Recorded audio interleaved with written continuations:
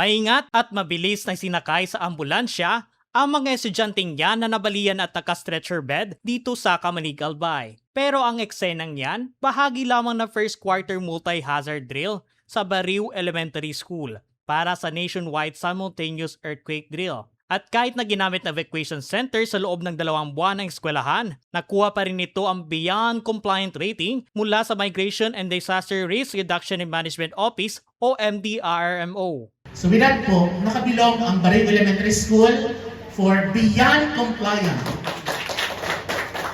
School for calendar year 2026, and you will serve as the baseline for the remaining schools.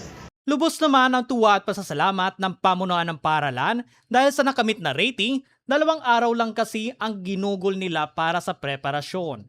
Kabilang na rito ang koordinasyon ng mga ahensya gaya ng PNP, BFP, MSWDO at Barangay Council.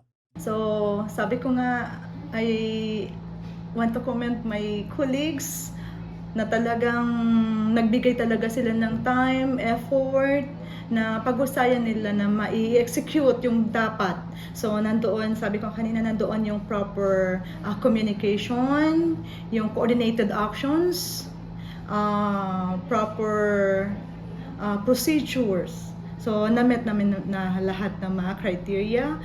Samantala, nagkaloob ang lokal na pamahalaan ng mga first aid kits at nebulizers upang lalong mapalakas ang School Emergency Response Team o SERT ng paaralan. Sa ngayon, patuloy ang pagbabantay at pagsasanay ng Kamalig MDRRMO sa mga paaralan upang mapanatiling handa sa anumang banta ng sakuna at makamit ang target na zero casualty sa bayan ng Kamalig. Sa ilalim ng Resilience Framework, binigyang diin ang pagbuo ng culture of safety kung saan ang paghahanda ay kolektibong responsibilidad ng buong komunidad.